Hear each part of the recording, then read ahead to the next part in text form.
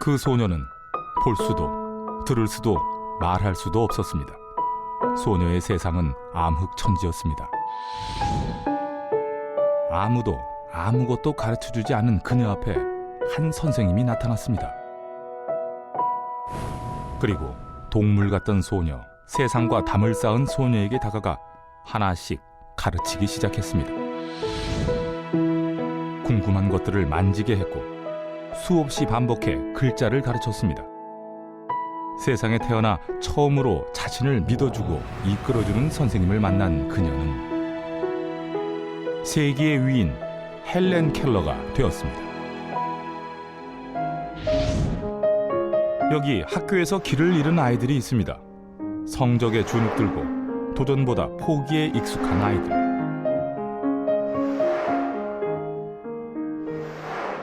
이들을 향해 선생님이 손을 내밀었습니다.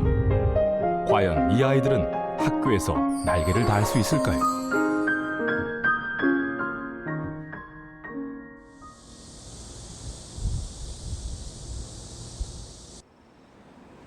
경기도 일산의 한 신생고등학교.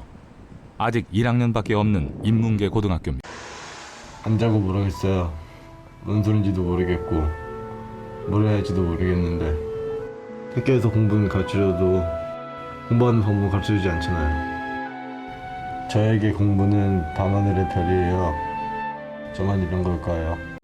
주변의 친구들을 봐도 공부하는 거 싫어해요. 뭘 해도 안 될 것 같으니까 놓는 거죠.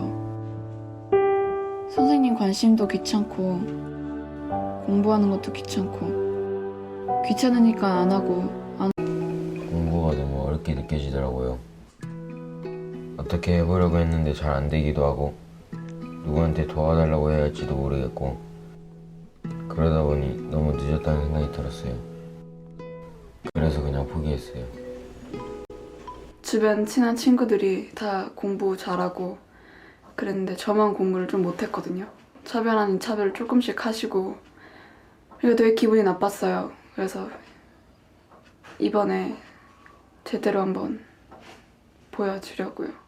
선생님도 그때 바쁘셨는지 애들도 많아서 그런지 그런 다른 말씀은 없으셨던 것 같고 생긴 거랑 다르게 공부 못한다고 학교 선생님이 중학교 때 그러셨던 것 같아요. 학교가 재미없거든요. 학교를 좀 재미있게 활기차게 좀 다녔으면 좋겠어요. 그래서 고등학교 1학년들에게 물었습니다.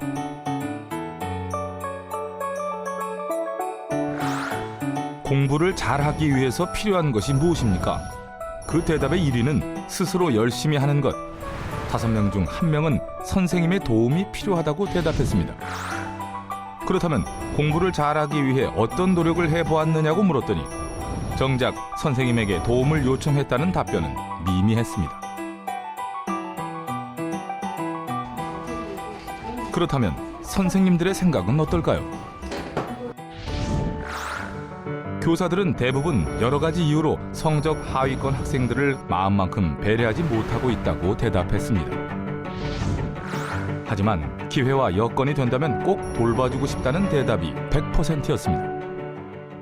그래서 선생님들이 모였습니다. 잘하는 아이들보다는 못하는 아이들한테 그래도 좀 할 수 있도록 선생님들이 나서서 꼴찌들에게 날개를 달아줍시다. 누가 하시겠습니까? 저희도 아이들을 믿고요. 그러면 걔네들 실시할 때는 어떤 방법으로 실시를 하게 돼? 장소를 따로 제공을 하시는 건지 그런 게 어떻게 구체적인 거 좀 알려주시면 좋겠는데. 이정인 선생님, 1학년 5반 담임이자 교사 생활 10년 차의 과학 선생님이십니다.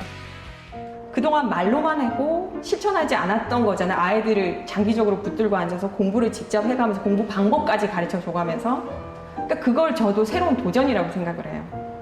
그러니까 핑계를 막 찾겠죠. 그 아이들을 볼 수 없었던 이유, 뭐도 바쁘고 뭐도 해야 되니까 나는 걔네들은 일단 뒤로 미루는데 그게 아니라 그렇지만 한번 해보자 라는 저한테는 정말 새로운 도전이었어요. 먼저 반에서 하위권에 머물고 있는 아이들의 1학기 성적을 꺼내 꼼꼼히 들여다봅니다. 성적이 왜 이렇게 됐을까요? 단지 공부가 하기 싫어서일까요? 성적표의 숫자는 단지 등수뿐 아니라 아이들의 학교 생활도 말해줍니다.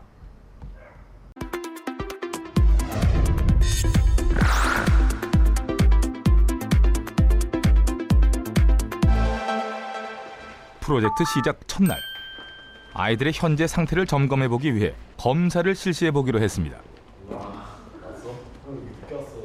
3가지 검사를 할 건데 학습 진단 검사하고 자아 개념 검사, 그다음에 진로 적성 검사 개념을 할 거야. 3가지를 할 건데 일반적으로 공부를 못한다고 하면 학습 능력에 문제가 있을 거라고 생각합니다. 하지만 결과는 의외였습니다. 7명 중 학습 능력에 문제가 있는 학생은 아무도 없었고 단지 실행력과 자신감이 부족할 뿐이었습니다. 선생님이 처음 준비한 것은 계획표입니다. 말 그대로 플래너야. 내가 어떻게 계획을 세울 거냐를 쓰는 건데 첫 번째 나오는 거는 월 계획표가 나올 거야. 월 계획표. 그다음에 뭐야? 주간 계획표. 그다음에 나오는 게 하루 계획표. 지금 어떻게 큰 시간부터 작은 시간으로 잘게 쪼개지게끔 되어 있어. 하루 목표로 보면 너네가 오늘 정확히 뭘 해야 될지 그대로 보여야 돼, 얘들아. 내가 오늘 수학 문제 지금 옆에 계획표를 매일매일 시간 단위로 짜고 지켜야 한다는 말씀이신데 과연 아이들이 제대로 계획표를 짜고 지킬 수 있을까요? 월요일 날 나한테 다시 플래너가 돌아와야겠지. 우리 월요일이라고 약속했으니. 과연 아이들의 계획표는 어떤 모습일까요? 뭐라도 써 넣으려고 애쓰는 흔적들이 보입니다. 여기에 선생님이 용기를 더합니다. 시작이 반이라고 함께 끝까지 가보자고 어깨에 토닥입니다.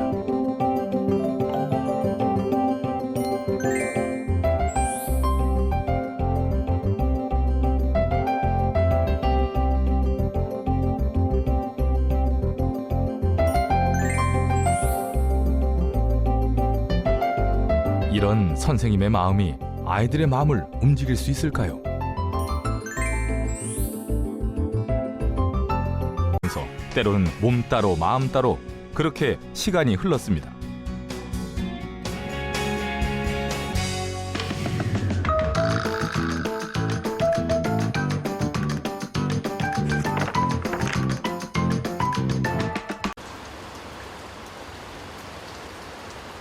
성적표가 나왔습니다.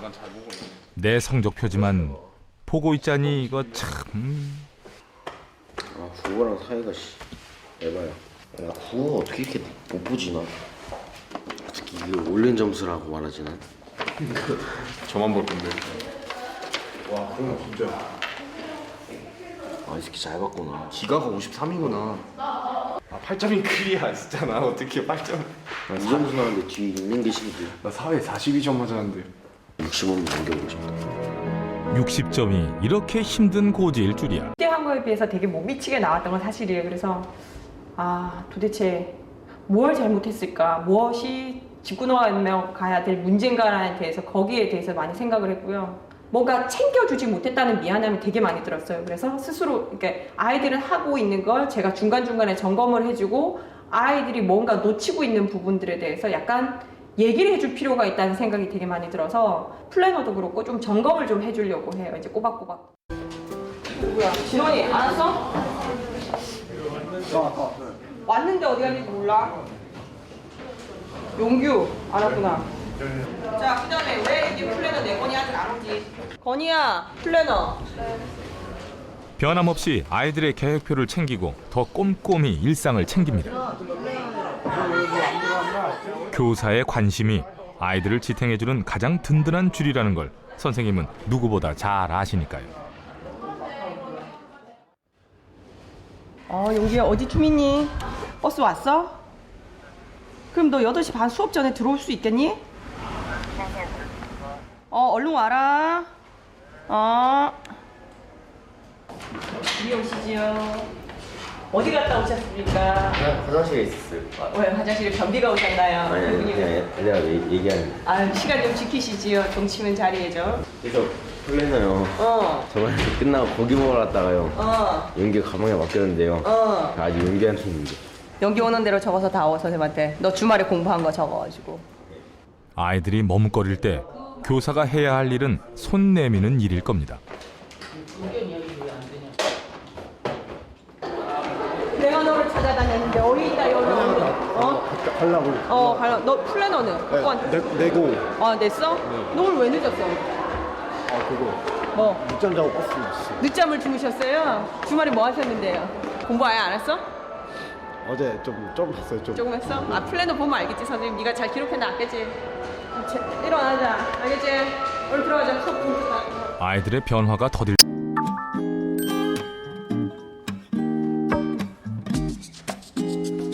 선생님이 특별히 기말고사 때까지 면학실 자리를 마련해 주셨습니다. 언제든 선생님이 그 자리에서 기다리고 있다는 것을 아이들이 느낀 걸까요? 다시 공부를 시작합니다. 성회도 달라졌습니다. 선생님은 오늘도 점검한 계획표를 나눠주십니다.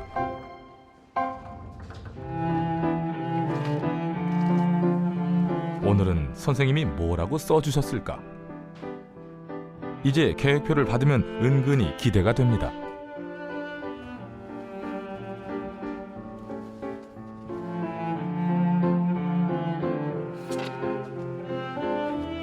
선생님의 한마디가 힘이 되는 건 용규도 마찬가지입니다.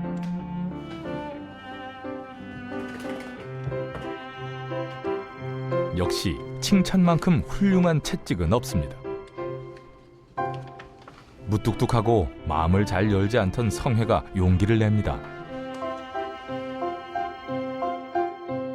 이제야 선생님의 진심을 느낀 모양입니다.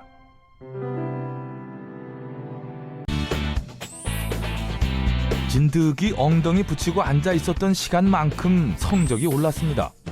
중요한 건 아이들이 쓴 노력 끝에 단 열매를 처음 맛보았다는 겁니다. 그리고 무엇보다 아이들의 자신감이 팍팍 올랐다는 사실입니다.